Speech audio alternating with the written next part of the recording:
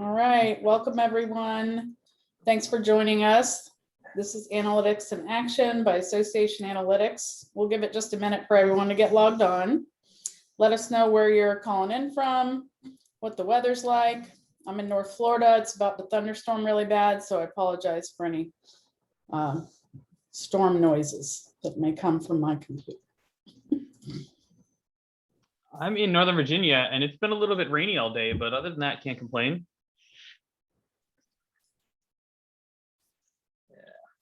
It's Chris here at the office here in Arlington. At global headquarters. That's right. That's right. Welcome, Dave. Thanks for joining us. All right, I'm looking over at the wall. I've got my virtual background on today, but the wall's looking a little sparse, everybody. So it's offer stands, free advertising on future webinars. I'm excited for today's webinar. We got a lot of good stuff to talk about related to events, and this has been a hot topic for a lot of people. So I'm excited to sort of dive into some of the things we were able to figure out, and some of our findings around virtual events have been what I expected and not what I expected, which is interesting. All right. All right. Go ahead and get started. Let's do it. All right. Again, I'm Katrina McAfee. I'm the Senior Marketing Manager here at Association Analytics. Today, you are here to listen and learn about ways to leverage your virtual and hybrid event data. Like Greg just said, a hot topic. I've actually seen quite a few threads on Collaborate in the last week or so with people talking about this topic. So today we'll kind of show you how you can make those decisions. Everyone asking, should we continue with virtual, hybrid? You can make all those decisions using data. So today, here to present this topic to you, we have Bill Conforti, our SVP of Strategy and Solutions. He's been in the products and services business for over 20 years and working with associations and nonprofits for 10. And then Greg Pollock, our VP of Sales. He's worked in the association space his entire career, helping them solve their problems and challenges. So you guys are in good hands here, and I will let them take it over. Thanks, Katrina. And I actually have a long background working in the events industry. I started working at the physical events side of things, and I've been to hundreds and hundreds of trade shows. And every time a new piece of technology comes up, everybody goes, the sky is falling. This is going to signal the death of the physical conference. And we still have physical conferences, and we're still going to. And today we're going to be talking a little bit more about that.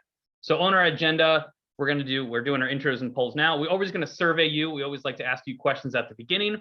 And we'd love for you to participate as much as you would like. We have a chat feature here. Make sure you change it to everybody so we can all see your questions and comments, and we'd love to hear them throughout.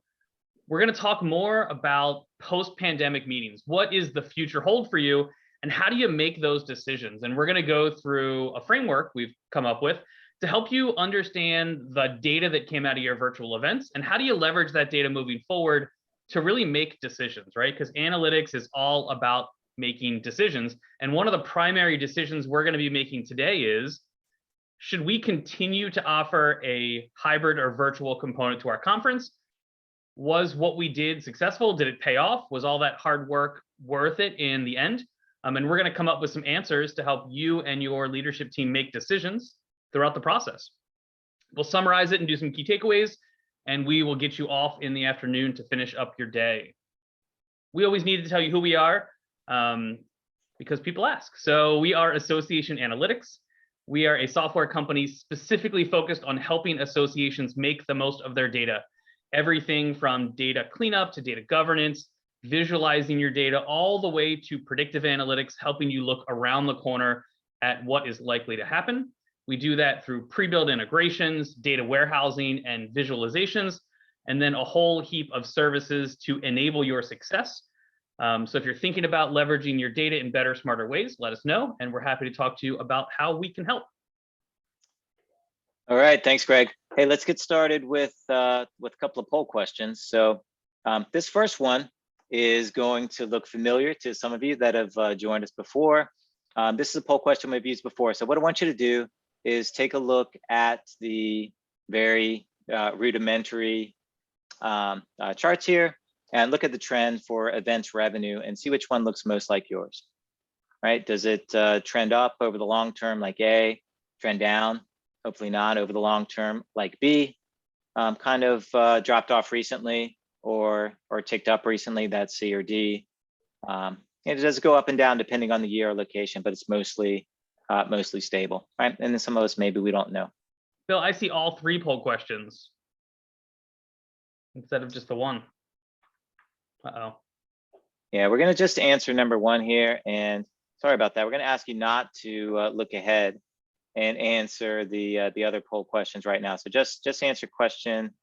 Is it gonna let us just answer number 1? Let's see. It's not, because they're required. All right. I'd say let's just.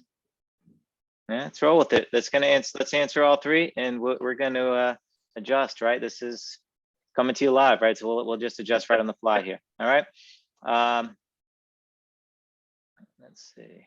So question number 2 was, what best describes your association's event strategy during the pandemic? And this is going to come in handy as we make these decisions. Did we cancel our event? Did we pivot to a virtual only? There was no physical component. Was there some sort of hybrid, right, where we had a physical component and a virtual component? Or did you do something else that we don't even know about? And if you did the other, drop it in the chat. Tell us what other was for you. And then our third question here was about cost.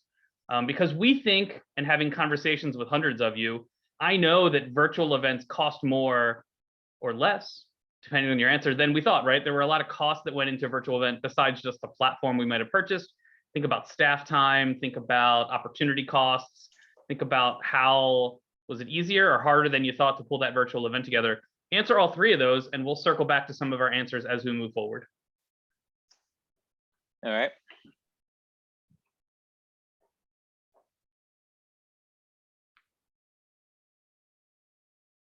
All right, let's go ahead and put the answers up then. Hopefully everybody had a chance to take a look at those. All right, so let's look at number 1 now, right? So we had a little over 20% said that we're trending up over the long term. Glad to report that 0% of us said that we're trending down over the long term with respect to our event revenue, which is great. Equal numbers, around 20% each, said dropping off recently versus improving recently. And then I guess the most of us, just about 30% said it's up and down depending on the year, but mostly it is stable. And then around 20% of us don't know, right? So kind of very dispersed here. I will say that this is a repeat of a question that we had earlier. We asked this back in June of 2021, and most of us at that time said choice E, right? It was up and down depending on the year. And then the first choice, trending up over the long term, was also popular, and around the same number of us didn't know at that time. Now, interestingly, the follow-up question to that was, do you plan on having an in-person event in the balance of 2021, right? This was about mid-year. Things were, different then, of course, but almost everyone that responded to that said, yes, we are planning to go back in person in the year 2021. And, as we know, things, situation changed a bit. I think most of those that said yes didn't obviously end up doing that. But that's an interesting thing to look at as well. Okay. So now, what best describes your strategy during the pandemic, right? So we had, in this case, about 10%, just over 10% of us said we canceled. 50% pivoted to virtual only. 33 pivoted to a hybrid. And there were 6% of us that said other. Would love to know what that other involved. If you want to go ahead and mention that in chat, maybe depending on the timing, there might have been a few associations that went ahead and had in-person events. With vaccines were prevalent at a certain point, and yeah, I could see that as a possibility. If there's something else, we'd love to hear about it. So, but basically, about 80%. Went to a virtual only or a hybrid experience. So I think that is, about what we'd expect. Any surprises there, Greg? No, I think that aligns to what I was expecting. Most of us pivoted to virtual only. And then now, sort of moving forward, we're wondering what we should do in the future. And I think that aligns with our goals today. So what do we plan on doing next and why?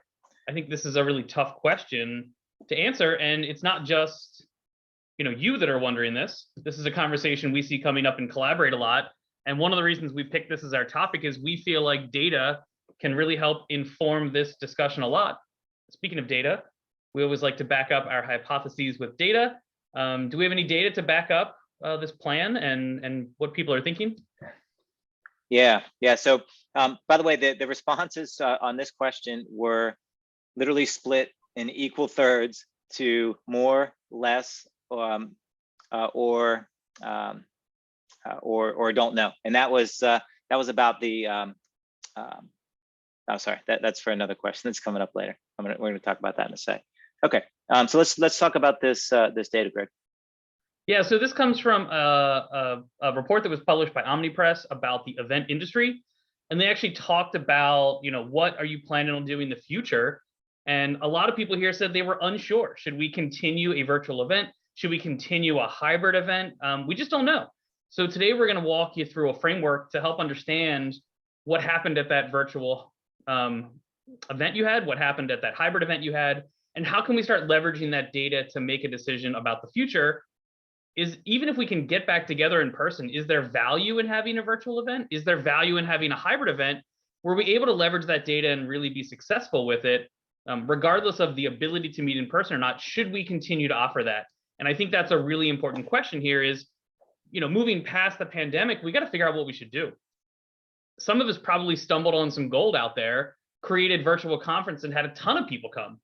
Others probably, struggled to put together an event at the last minute, realized this was really hard and it didn't pay off in the way you thought. But I don't want you to think or feel those answers. I want you to know those answers. I want you to have data to back them up so we can make those data informed decisions. So we're going to walk through 5 questions you can ask yourself, and we'll show you how to get the data to answer those questions to really create that framework to build some understanding around this. So when you and the executive team sit down and say, should we have a virtual event next year? You're not sort of just guessing, right? You're letting the data lead the way. So Bill, what are the 5 things we think you should do with your data to get to that answer? All right, great. Let's jump into this. So, right, so you're either going to have, or you just had that post-pandemic meeting, and you want to be able to really back up your opinions on what to do with data, of course. And there's several ways to do it. There's probably way more than 5, but these are 5 that we came up with. And the first way that you want to leverage that data is you want to compare in context, right? And so we're talking about broad comparisons, right? Like registration trends year over year, or revenue trends year over year, things like that. And the key word here is context. Now, if you've seen our webinars before, you've heard me talk about the types of data. We talk a lot about demographics, and we'll do that again today. There's behavioral data, which are the things that we actually do. When we talk about engagement scoring and things like that, a lot of that is tracking and measuring behavior. We want to be able to get to some of the psychographic data, which is like your attitudes and your interests. It's a big part of that why, right? So we try to get at intent, we try to get at sentiment, things like that. And then contextual data is this thing that's it's really an afterthought in many of these types of conversations, because it's just not something that we use very often. And we did a webinar last year where, we just talked about how the pandemic itself is this massive piece of contextual data that you really need to keep in mind when you're analyzing all of your other data to make sure that it's done in the proper context, right? So there are other type of contexts, like if you have promotional periods or early bird registration or things like that are kind of minor, but something like the pandemic is a piece of context that's hopefully will never happen again, right? But this is like a once in a in a generation or a multiple generation sort of a thing. And it's referred to as a natural experiment, right? So some of you probably know this term. Natural experiment is something that obviously it occurs naturally. but it creates something that's kind of analogous to something that you would set up as a randomized experiment, right? So you have a control, something that acts like a control, and something that acts like a treatment. And usually it's something that would be either impossible or impractical or maybe unethical to try to set up in a real world scenario. So if we think about something like the examples, if you go online and you read about this, there's things like lotteries, like there's the lottery that they have every year for charter schools, right? So they have a big group of people. They're kind of randomly dispersed, all different socioeconomic classes, all different neighborhoods, all different demographics, and some of them go to charter schools and some don't, right? And so it's a way, and if you observe, the trajectory of the different students over time, you can kind of make some assumptions about the effect of charter schools on their course in life, right? Or maybe there's a lottery for some kind of medical procedure or Medicaid plan or something like that. And then you look at how that affects their health outcomes, right? So the point is the pandemic itself created this groups, right? This treatment and this control group, right? So we have groups that had the opportunity to to go in person, and then for a couple of years we had groups that basically just didn't have that opportunity. And you might have had questions before, like, what if we offer our events for free, right? But that idea would quickly get shot down. What if we offer an online only experience? That would have never happened prior to the pandemic. So for these reasons, you have this opportunity to do some observational studies on the data that resulted from it. And when we do that, we're going to do some key comparisons, right? So same kind of comparisons that we would do anyway, but now we're doing them with this additional context in mind, right? So what trends or patterns exist in our registration data? What about the cohorts, right? We talk about cohorts a lot, but what cohorts attended in high numbers, right? And how does that differ or the same with the attendance cohorts in previous years, right? For your in-person events. What about the demographics? Do we notice that, now we know, generally speaking, that we got more attendees, for our virtual events than we did for our in-person, as a rule, maybe not every single one, but generally speaking, that's what we hear. But what about the demographics, right? Did we get more young professionals, right? More early career individuals? Did we get more across the board? Is there anything that we can point to that is significant there, right? And then what about our first time attendees? Who are they, right? We're gonna talk about them a little bit more later on in the discussion, and then we're gonna also get into the actual cost versus the budget. I want to add a little bit more flavor here, Bill. So if we think about it, we've been having physical events for a long time. We understand who attends our events traditionally, right? This natural experiment comes along and all these new people show up for the first time that we haven't traditionally seen at our events. And our goal here is to identify attributes of these new people, right? And if we think about the slide a couple slides ago, like, is there a demographic difference? Is there a job title difference, right? It might be that executives could afford to fly to your event, but managers couldn't. Did you see a bunch of managers show up to this? It might be an age bracket, right? We identified that young people traditionally didn't come to our physical events, but they came to our virtual events. And we're going to start identifying this as a cohort, right? And I'm going to refer to these people as unicorns. They come up out of nowhere. They're magical. We want to capture those unicorns when we can get them. And part of our goal here is we're going to follow these unicorns. Did coming to our virtual conference for the first time, did that spark creativity or excitement in them? Did they then go on to do other things with you? I want to refer to our next couple of slides, but think about these unicorns if we can identify them, right? Are there specific groups or segments or areas or regions? Maybe they all came from a specific area of the country, or maybe they all have specific things in common. And part of what we want to look for here in our cohort analyses is figuring out what makes up the unicorn, what makes somebody come to this virtual event that has never come to our physical event, and how can we sort of tag and understand them better? Because that's going to help us in the future leverage that data for a couple other things we're going to do with it. Now, Bill, while I'm thinking about this, one question I get all the time is, don't I just throw out this data? Like I can't compare year over year with pre-pandemic and pandemic because it's different. So can I just throw all this data out? Do I ignore this in future projects? What do I do with that? Yeah, so I mean, that's a tempting thing to do, but definitely you don't want to do that. But what you do want to do is you want to do your analyses in context, right? So if we look at something like registrants by event year, we see that, like most associations in this data set, things are trending way down, right? 20, 21, and 22 are really down. Our event sales are way down as well. Like many associations, you probably had some or all of the components that were offered for free, right? On the left, if we look at our registrations by type, certain types just don't exist, right? In the virtual environment, right? You have few, if any, exhibitors, right? Some of the other types of registrants that you might have had will be gone. And this would be very confusing to look at without the context, right? If we didn't know, right? If we, were under a rock, for the last few years, we looked at this data and we didn't know about the pandemic, right? Then it would be very tough to make sense of all of these things. So let's look at costs, right? So we've already had you answer the poll, but this was going to be our quick poll, which is how did the cost of your virtual events compare to what was budgeted or what was expected? Now, I already spoiled the results, which was an even 1/3 split. A third of us said it was going to be more or was more than we expected. A third of us said it was less than we expected.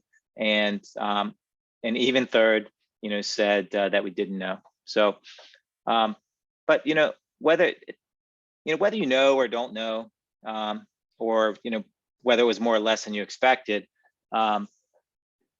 it's probably not quite so straightforward. Yeah. What do you think, Greg? I think it's not so straightforward because if we look at a cost benefit analysis we're trying to do today, you got to think about costs, and costs can come in a lot of different places, right? So did you have to invest in an additional platform to have a virtual event? That's a big cost center. You have to learn how that new platform works and train staff on how to use it. Just as a staff person, like, were you running 2 events at the same time? A lot of people I talked to said running a hybrid event felt like I was running 2 events at the same time. We know how hard it can be to pull off a physical event. Now we have this extra complexity there. If it was a hybrid event, many people told me they had to have some sort of vaccine verification process. That was a new step to allow people to go on site, and that's just additional work. There's a pretty good chance you didn't hire a whole nother staff just to run the hybrid event, right? So you're probably wearing multiple hats now, and we want to include that in our costs, right? Because there's trade-offs.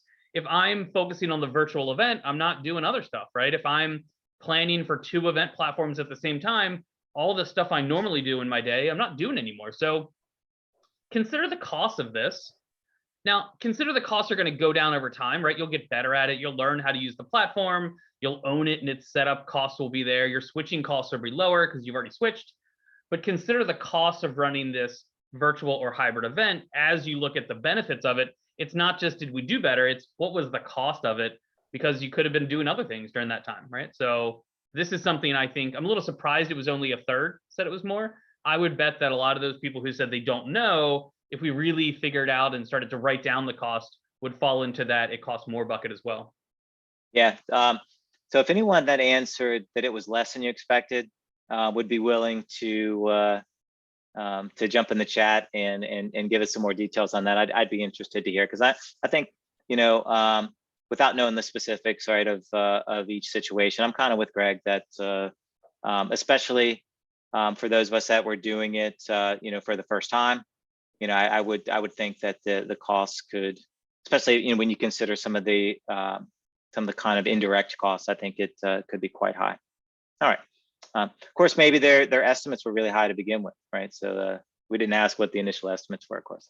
All right, so let's get to number 2. So so number 1, right? We've kind of broadly compared things, all the normal things that we've compared, but we've done it in context. So next thing I want to suggest is we have this experiment, and it's going to create a couple of new segments, and we have to identify those segments or those cohorts, and we have to then analyze and understand them, right? So what are they? Right, so we're always interested in first-time attendees, but this year we have like a more kind of interesting segment. So we have existing members or customers that haven't attended an annual conference before, but now they did, right? So they're first-time attendees for this virtual conference, and they've never attended the in-person that we had before. A second potential new segment is we probably have some net new customers, right? So they attended this event for the first time. Maybe they're not members at all, right? They're non-members, and they've just engaged with the association for the first time. So there's probably a lot of other new segments that you could identify. Anybody has a good idea of one that they found, would like to hear about that in the chat as well. Okay, so let's see how are we going to identify them, right? So there are lots of ways to do this. These are Acumen screenshots here. So one of the ways that you might do that is if you start with something related to loyalty. So most events products are going to track, do I come, year after year. So it's going to have a sense for the number of times I've attended and maybe the number of times that I've attended consecutively. So loyalty analysis is going to give you the number of new registrants year over year. And so basically what we're showing here is that we start with an overall picture of loyalty. Maybe we start to filter that down, right? Maybe we look at first year attendees only, right? Then we choose the event year, right? Because just by choosing the year, we're actually selecting this control group, right? These are because in 2020 and 2021, these are the years that we had virtual only, or we had that hybrid event. And every other year, in most cases, it was going to be an in-person event, right? So that's how we set up that natural experiment. So we choose event year 2021, and that gets us down to a much smaller number of new registrants. I probably would also add one other filter to this, and that's a tenure filter, right? Because I don't want to look at first-year members, right? Because this is their first opportunity to attend the event, really, right? So the fact that happened to be during the pandemic is, that's not indicative, right, of their of anything about their desire to attend a virtual event versus an in-person event, right? So I want to exclude those, and maybe I would say 3 years or more, for example. But the point is, eventually, I'd want to drill through, and I'd want to get to a list, or maybe I'd want to further slice and dice that. And one of the ways that we would commonly do that is with a demographic breakdown, right? So this is some ways that you might want to do it. There's registrant analysis. There's the individual demographic breakdown, which looks at things like age and gender, maybe career level, the role in their organization, the org type or industry focus, right? Whatever it is that's important to your association, the ways that you want to slice and dice that data. So now we're getting a sense for what do we know, right? We have this new segment, we have this new cohort, we're starting to build out some characteristics. So what do we know about them, right? And then in addition to what we know about their characteristics, we want to look at what do they do, right? So this is engagement, right? So there's lots of webinars on engagements. We're not going to get into scoring and all of that. But the point is that we all know that the value proposition and sort of the way that different segments of our members and customers engage is different, right? And so usually we just pick a member type and maybe an organization type or something. But now we have some other relevant data points that we can build out those cohorts. And once we do, we can analyze their activities, and we can break them down as well by demographics as well. All right. I want to add one piece to this engagement thing, Bill. So part of our exercise here is we've identified these unicorns, right? Members who've been here for a while. They had the opportunity to come to our conference, but never did. Now they came to our conference. And my question with engagement is, did that spark some sort of initiative in them to do more with us, right? Did coming to our virtual hybrid event encourage them to participate more? Did they then go on to volunteer, to donate, to buy things, to engage with us in other ways? And part of what we want to look at here is, if we didn't have that virtual event, they would just cruise along as everything's normal, but they did. Was that some sort of inflection point that changed their behavior long-term, right? Did we get these people excited about our organization and they continue to engage with us? Or did they just come to our virtual event and then go back to business as usual? Now, I think this can be a little challenging because it's almost on us to encourage them to participate more, right? Did we create marketing campaigns for this unicorn segment and encourage them to go on and do other stuff? Or did we just sort of hope and pray that they would go on and do other stuff? We didn't have a strategy behind it. And I think either way, it's worth analyzing the effect that had on them, right? Did potentially that free attendance they got to the online component, did that get them to go on and do more stuff with you, or did it not? Because that's going to be a big indication moving forward. Should we continue to have these? Because I think one of the, the trade-offs here is we're going to give you free access to our virtual conference, or very cheap access, not cheap, affordable access. We want to see, did that encourage them to do more? And if it did, great, we can see a pattern of behavior now. Giving people access to this free virtual event gets them to go to do more stuff with us. And we can look in many different places. So engagement scoring is one of them. Another place we might want to look is our online community. So if we identify that these unicorns came to our conference, did they then go into the community and talk more? Maybe they were community people all along, right? Community is a great place for people to engage online. And maybe these people like to engage online, and we can see that they're heavy community users. So there's lots of ways to sort of figure out, what happened with these unicorns after they came to our conference. Did they engage in different ways? Did they participate in different ways? And then, Bill, what if we just ask them? Yeah, I was just going to say that, we spend, a good bit of our time, right, figuring things out, right? We're going to infer, intent. We're going to infer or try to predict, right, the next behavior based on their past behaviors. And we want to understand about preferences and interests of people in different cohorts. And there's a lot of value in being able to figure that out based on activities, based on purchases, based on engagement and all of that. But sometimes it's easy to just ask, right? And we can do that with surveys. We can do that with an engagement tool like Prop Fuel or something like that. And there's a lot of good reasons to use both of those kinds of tools in your regular course of business, and we've talked about that a lot. But I think that the fact that we have a very clearly defined cohort or clearly defined segment here, makes it that much more compelling to look at a survey or some kind of vehicle, right, to ask them directly, how you can better service them. So if we've identified that these unicorns, we've figured out who they are as a cohort, we've started to figure out what they've done afterwards. Let's do some overlap analysis, right?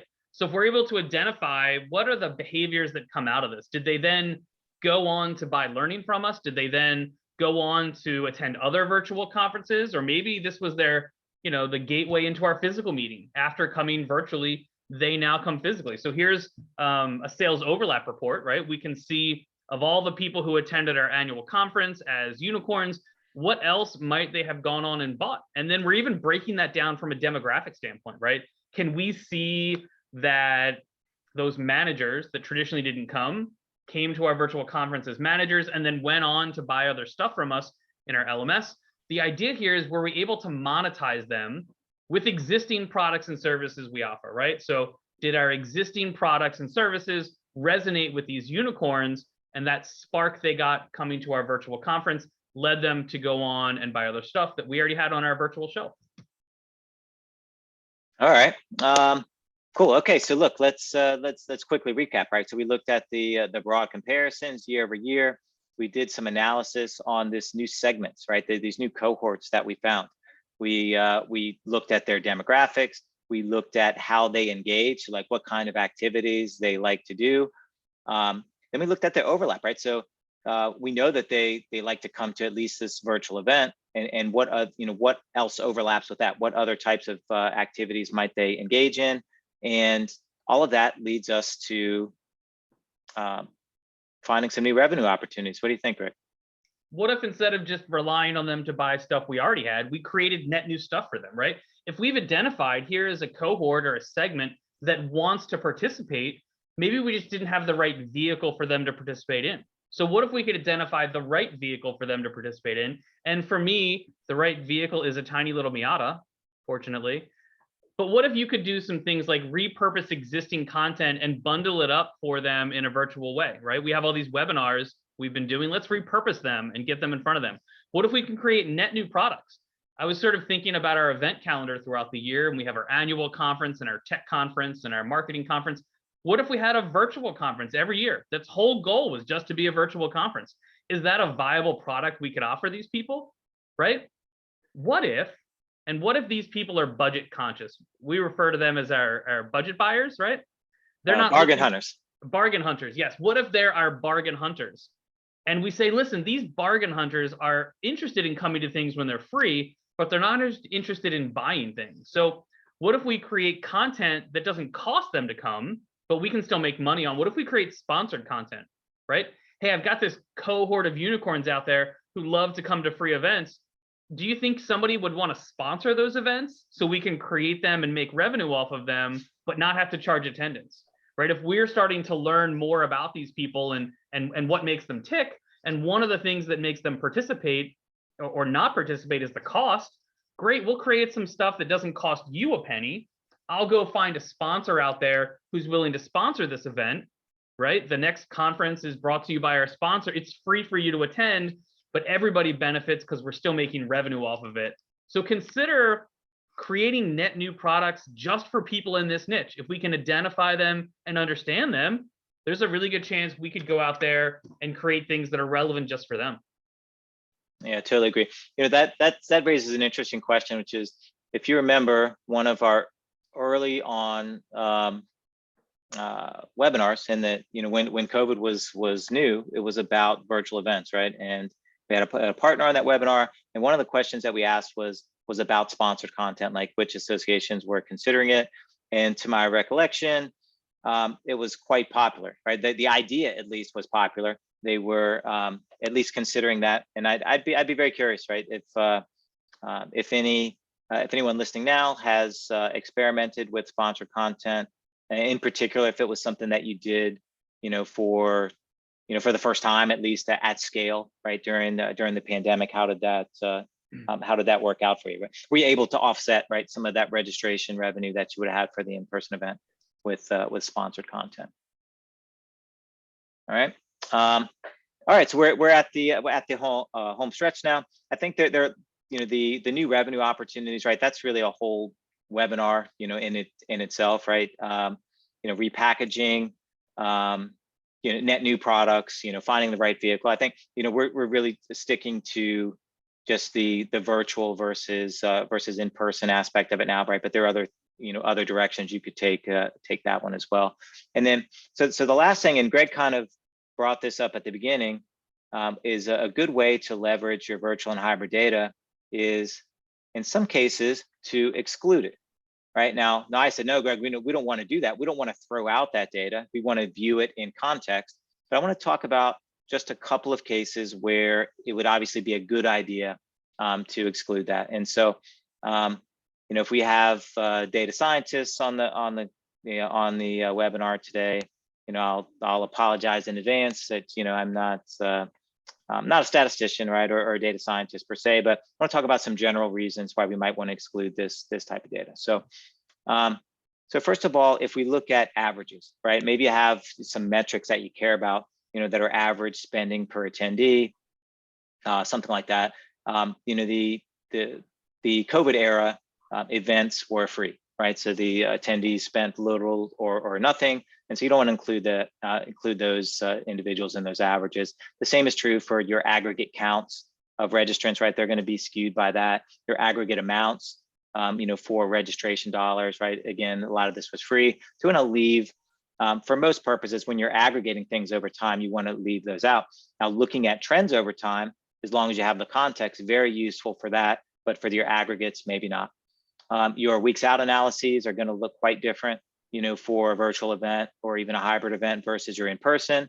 You've probably seen that the curve, right, for the registrations is really steep, the several days right before for the event. So that might not be particularly useful, for your analyses or for true context of your weeks out, for the years prior, or for, say this year and beyond when we go back to in-person. And the last one is predictive models, right? And so for predictive models, we rely on, say 3 to 5 years of historical data. And those 2 years of historical data, in particular when it comes to event attendance, are not they're not representative, and so they're going to skew your model. And so I would recommend probably leaving those out of predictive models for event attendance. So the terms I'm talking about here are outliers, right? So the outlier is something that's kind of it's kind of unrelated. There's a far distance between that and the other values in the random sample, right? And then the process of removing those outliers is called trimming, right? And so there's there are methods for determining what are the outliers. You've probably seen some things where where you're doing an average and you take the the top few and the bottom few and you exclude those and find the averages, maybe like the 80% in the middle. But the point is whatever the method is for determining that, you want to apply that consistently, of course, but for many purposes, when you're aggregating or when you're averaging or predicting, the COVID data is not going to be particularly useful for that. So if we can exclude it in the right areas, include it and leverage it in the right areas, then we're going to be able to make those data-driven decisions. Okay. I love when data scientists come up with fun words like trimming. What a great word. So I think regardless of which of these steps you did and what outcomes you found from those steps, the most important part here is to apply it, right? Analytics and data science without applying it is just fancy artwork. That's our CEO, Julie, always says that. So here we've got to apply the insights we've learned, right? So which parts are we going to stick with and what parts are we going to throw away that didn't work? Apply it. Figure out, should we continue to have hybrid? Should we continue to have virtual? And apply that, right? Figure out what can we take advantage of? Where are the nuggets of insight we can use to take advantage of it? How can we continue to engage these unicorns and create content that's relevant for them, to create campaigns that are specific to them, or to go get sponsors and create content that's free for them, right? How do we understand how to optimize the value we got out of this data, right? Because you've got all this data and understanding it through this framework is important, but the most important thing here is to apply it, right? I think there's a lot of value in some of the goodwill we created and some of the sentiment we created that might be harder to measure in numbers and in data, but we want to understand what was the benefit to the industry as a whole, what was the benefit to our members, and what was the benefit to us, and how can we apply that moving forward? And it might be something like, we're not doing that again. That didn't work out as we thought. Hopefully that's not the answer for you. Hopefully the answer for you is we found some really interesting things in there that we wouldn't have found otherwise. So, but let's jump to our key takeaways here, because I think there's a lot of insight we want to talk about. We talked about this natural experiment, right?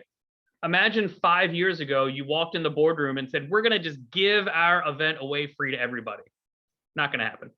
Imagine 5 years ago, you walked into the boardroom and you said, you know what, we're not going to rent that hotel and that exhibit hall anymore. We're just going to do virtual only, right? It wouldn't work. So we have this opportunity where this natural experiment came around and it created all this rich data that we can start leveraging.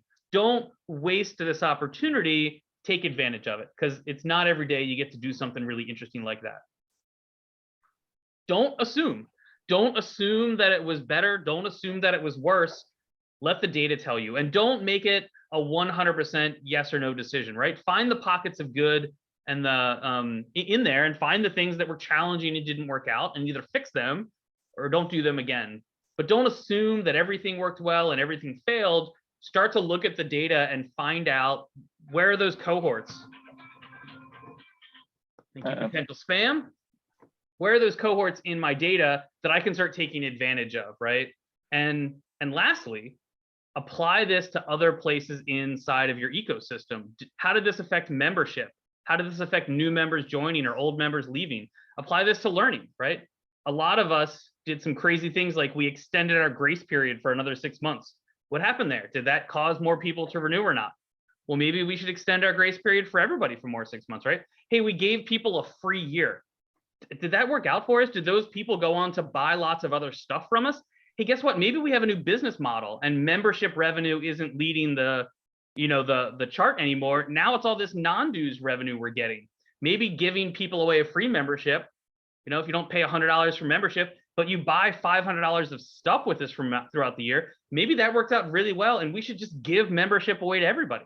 So there's lots of really cool things you can do with your pandemic data. This natural experiment gave us a window into insights that we couldn't get otherwise. And if the window's open, you got to take advantage of it when you can. You got to use those insights, and you have to apply them to your business. Yeah, well said, Greg. Yeah, I don't have a lot to add to that. I guess one thing I would say is, we kind of add this caveat to a lot of the advice we give, a lot of the talks, is that, we showed things in Acumen, some analyses in Acumen. That's our tool.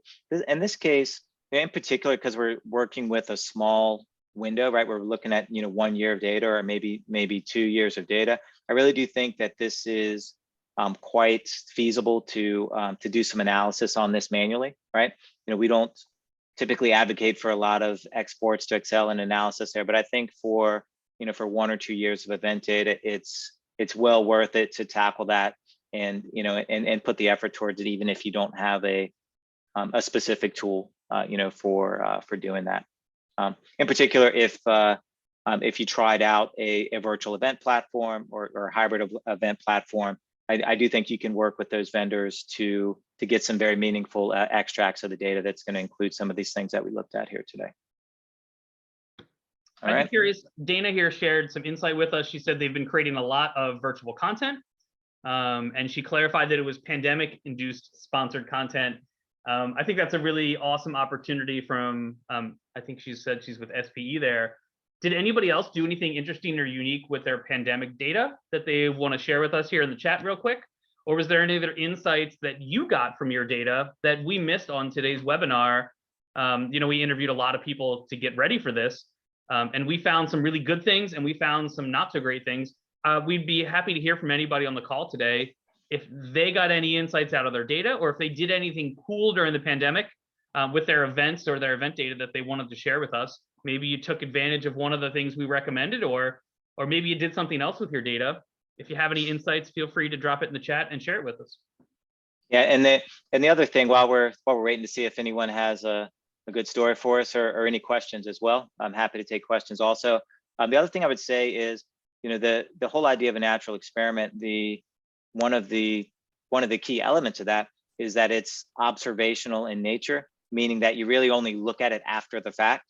A lot of times when we're talking about collecting data, it's like you're collecting data in real time and you're making adjustments, right? If you're behind on your registrations, or if you're behind on your memberships, whatever, and it allows you to adjust. Well, this is a little bit different, right? This is taking kind of a step back in a way and looking at things that happened over time in the past, right? So we're looking at observational data from basically 2 years, or at least from two big events, or 2 or more big events, right, over a couple of years. So all that to say is that if you haven't done any of this yet, not too late, not by a long shot, right? I mean, we're still, hopefully this 2021 will be the last year that that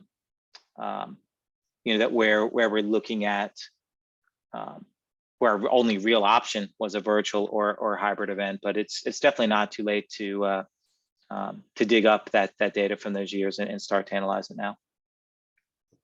Well, I don't see anything else in the chat here. I want to thank everybody for joining us today. Fun fact, we created this webinar how-to series because of the pandemic, right? We started doing some virtual happy hours. People ask a lot of questions in those virtual happy hours. They ask us for some content related to it. And we started this because of the demand related to the virtual content. So that's pretty exciting. And then I've got to check back in for those of you who've been attending these on a regular basis. We all know that Bill is becoming a classical guitar player, I think, right? In the long term here. We need to know how the guitar playing's coming along. Oof. I've not, I definitely haven't abandoned it. I'm not making the progress that I would like, but I have been practicing, not as much as I want to, but I've been practicing a bit. Fingers are a little bit sore. Learned a few chords. Changing between them is a challenge, but yeah, I mean, so far so good, I guess. Love it. So Deborah here said in our post-course evaluations, we'd ask specific questions about virtual offerings. It helped us to determine the value of the offerings specifically moving forward. Great insight, right? Never hurts to ask people what they're interested in. I would be interested, Deborah, as you run those virtual events, to compare and contrast. If I said I was interested in a virtual event, did I actually attend? Right? Because I find that people always take a very optimistic approach in their surveys, but does the behavior back that up? So great experiment you can set up there, right? The population of people that said yes, did they then come to those events? Did we tailor our marketing towards those people, right? Were we able to focus on them specifically, or did we tell everybody about our virtual events? I would wonder if that cohort attended in a higher ratio or not. Yeah, great, and good luck with that. Yeah, great comment as well. Well, thanks All right. everybody for joining us today. I had a lot of fun preparing for this. We did a lot of research and asked a lot of people questions about their virtual events, and we learned a lot of things. Hopefully you all learned some things with us today. Thanks for hanging out, and looking forward to seeing you all at the next webinar session down the road. All right, take care.